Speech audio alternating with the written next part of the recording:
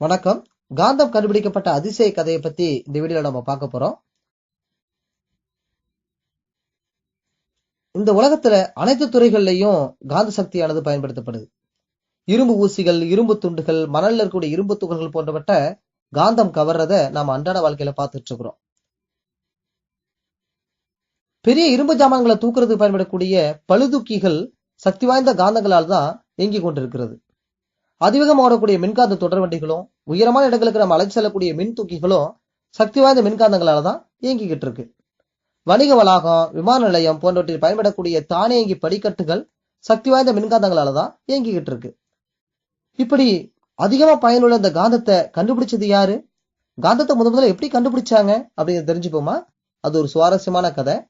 Northern கிரீக்ல Asia minor அப்படிங்கிற ஒரு பகுதி, அங்க மெக்னீசியா அப்படிங்கிற ஒரு ஊர். அந்த ஊர்ல மலைகள், பாறைகள், மேய்ச்சல் நிலங்கள் இருந்தன. ஆடு மாடு மேய்க்கிறதா உங்களுக்கு ஒரே தொழில்.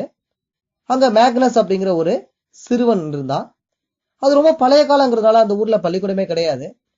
அவனும் மற்றவங்களோட ஆடு மாடு மேய்க்க சென்றுவான். ஆடு மாடுகளை மேய்ச்சிட்டு மேய்ச்சல் புல்வெளிக்கு நடுவில் இருக்கக்கூடிய ஒரு பெரிய பாறையில தான் எடுத்து செல்லக்கூடிய இரும்பு பூன் உள்ள கோலோடு உட்கார்ந்து ஓய்வு எடுக்கிறது வழக்கம். அவ்வாறு ஒரு நாள் மேக்னஸ் உட்கார்ந்து இருக்கும் போது சற்றே கண்ணாயிருந்து தூங்கிட்டான். தூங்கி முழிச்சு பார்க்கும் பொழுது அவனுக்கு ஒரு ஆச்சரியமா இருந்துச்சு. என்ன அப்படின்னா, அவன் எடுத்துட்டு போயிருந்த அந்த கோல் பாறையில எத்தகைய பிடிப்புமே இல்லாம நேரா நின்றுகிட்டு இருந்துச்சு. அவன் அணிந்திருந்த ஆணி செறிப்பும் பாறையில ஒட்டிக்கிட்டு, அதை பார்த்த மேக்னஸ் அந்த பாறை கடவுள்னு நினைச்சிட்டான். அது ஒரு மந்திர பாறை அப்படின்னு நினைச்சுட்டான். அதுல ஊரே திரண்டு பார்த்துச்சு.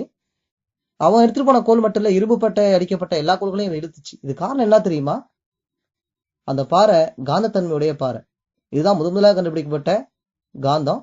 இந்த காந்தத்தன்மையுடைய பாறை சிறுவனுடைய பெயர்னால மேக்னைட் அல்லது மேக்னட் அப்படின்னு அழைக்கப்படுது.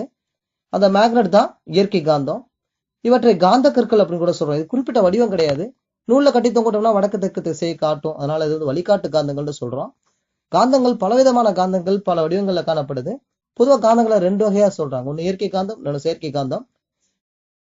இரும்பு துண்டுகளை காந்தமாக்கும் முறையின மனுஷன் அறிஞ்ச பின்னால பல வடிவங்கள்ல காந்தங்கள் செய்யப்பட்டு பயன்படுத்தப்படுது. மனிதனால் தயாரிக்கப்பட்ட காந்தங்கள் செயற்கை காந்தங்கள்னு சொல்றோம். சட்ட காந்தம், லாட காந்தம், வளைய காந்தம், காந்த ஊசி இதெல்லாம் செயற்கை காந்தங்கள். நீள்கோள் வடிவம், வட்ட வடிவம், உருளை வடிவம் போன்ற பல்வேறு வடிவங்கள்ல காந்தங்கள் கிடைக்குது. என்ன காந்தம் உருவான கதையையும் எத்தனை வகையான காந்தங்கள் இருக்கு அப்படிங்கிறத பத்தி நல்லா தெரிஞ்சுக்கிட்டோம் இல்லையா? நன்றி.